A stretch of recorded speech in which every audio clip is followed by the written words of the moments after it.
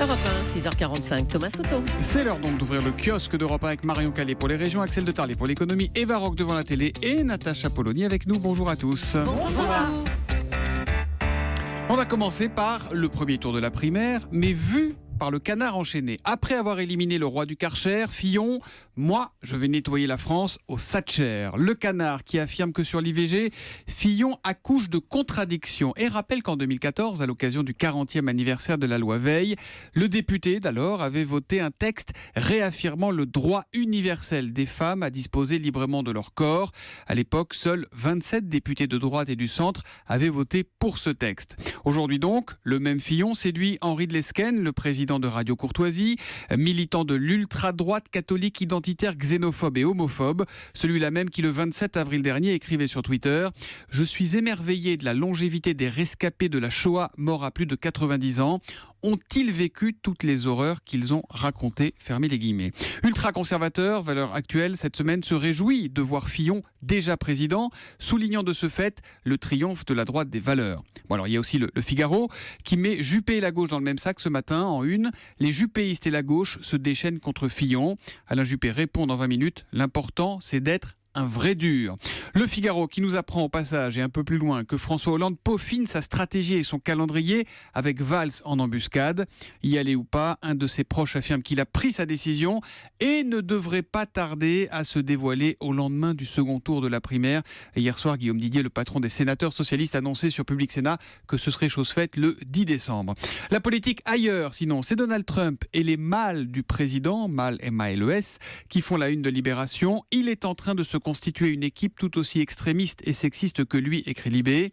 Alors que l'on n'a jamais autant parlé de Margaret Thatcher, La Croix se demande si la Grande-Bretagne est encore libérale. Et puis vous avez aussi Direct Matin qui s'inquiète en Turquie des dérives d'Erdogan. Voilà pour aujourd'hui. Ah oui, Marion Calais, vous me regardez en souriant parce que j'ai écrit MT. Je me disais, mais qu'est-ce que j'ai voulu écrire avec MT? C'est donc Margaret Thatcher. 3-1 dans la presse quotidienne régionale, Marion. Les effets du démantèlement de la jungle de Calais sur l'activité du port, quasiment 9% de hausse. Selon Nord Littoral, le trafic repart tout particulièrement la nuit. À Strasbourg, choc à la maternelle, dit l'Alsace ce matin. Après l'arrestation d'un agent périscolaire dans une enquête antiterroriste, une réunion a permis hier aux parents d'exprimer leurs inquiétudes. Un enfant condamné à quitter ses parents, c'est dans l'Est républicain. L'enfant en question a 50 ans. Ah, quand même. Il y a plus d'un an, c'est le grand-père de Tanguy. Il y a plus d'un an, il avait violenté son père de 89 ans. Un chic garçon.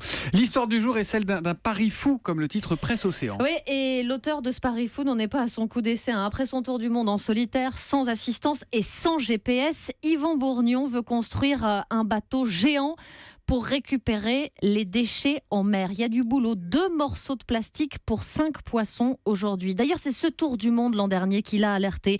Il y a 33 ans, enfant, j'avais fait mon premier tour du monde avec mes parents. Il n'y avait aucun plastique en mer, dit-il. L'an dernier, je suis repassé dans les mêmes zones. C'est un désastre. Le navigateur a donc créé une association de Sea Cleaners. Il s'est entouré de pointures dans la lutte contre la pollution, dans l'architecture navale, pour imaginer un quadrimaran qui mesurera 60 mètres de long, 49 mètres de large, 72 mètres même de large quand les filets seront déployés, avec un réseau de tapis roulants pour stocker 150 tonnes de déchets dans des cuves. Un bateau aspirateur. Un bateau aspirateur, exactement. Un projet à plusieurs millions d'euros. Yvan Bourgnon prédit au moins 3 ans de collecte de fonds. Pour l'instant, il compte sur le soutien des particuliers. Une cagnotte a été ouverte sur le site de financement participatif KissKissBankBank jusqu'à mi-décembre. Il y a plein de projets qui fleurissent comme ça, celui de Samuel Le Bihan par exemple, parce que c'est vrai que le plastique, c'est un continent entier au milieu de l'océan. 450 ans pour qu'une bouteille de plastique se dégrade, précise Presse Océan ce matin. Je me tourne juste une seconde vers la polyglotte Julie Leclerc. The Sea Cleaners.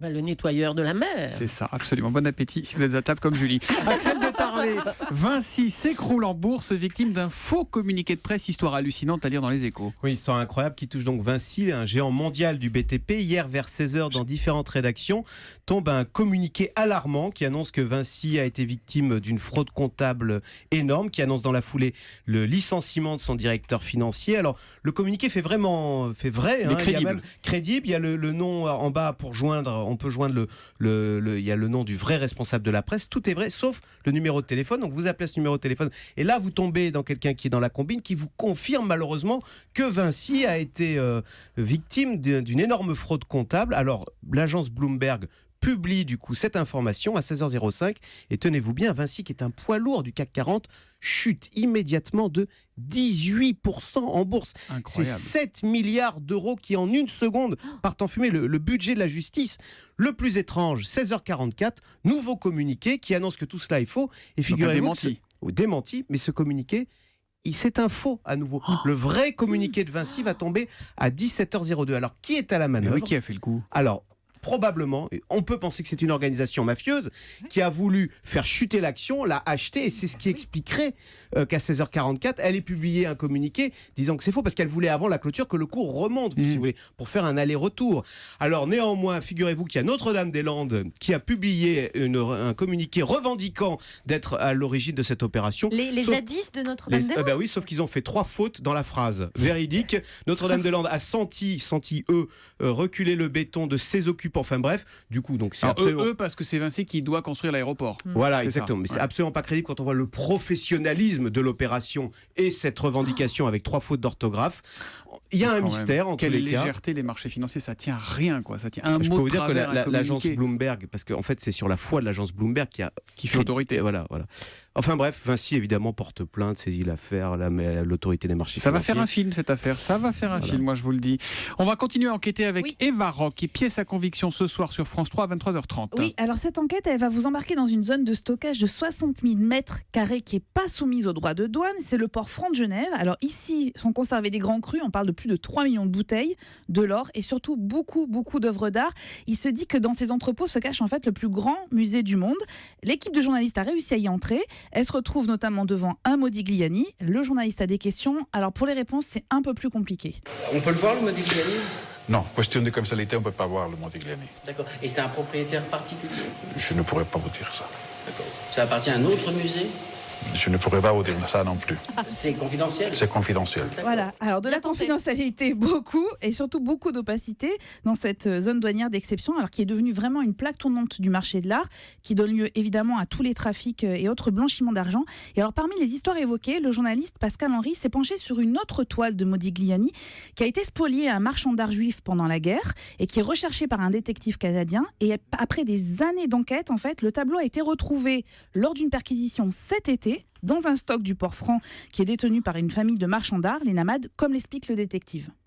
Je ne sais pas si les Namades avaient caché le tableau, mais en tout cas, il était discrètement gardé au port franc où la famille Namade aurait entreposé entre 3 et 4 milliards de dollars d'œuvres d'art. En tout, il y aurait 4500 pièces entreposées dans une petite pièce du port franc. Alors le journaliste filme d'ailleurs cette œuvre remarquable. Il y a une action qui est en justice pour savoir à qui elle va revenir. Moi, je m'attendais à un documentaire économique et en fait, je me suis retrouvée devant une sorte de polar combiné à un film sur l'histoire de l'art. C'est absolument passionnant et vous pouvez le voir en replay si vous vous êtes endormi avant parce que c'est 23h30 sur France 3. Ce soir sur France 3. C'est un peu tard. La pièce à conviction. Si les kiosquiers regardent la télé à 23h30, il n'y a plus personne le matin à 6h45. Merci beaucoup.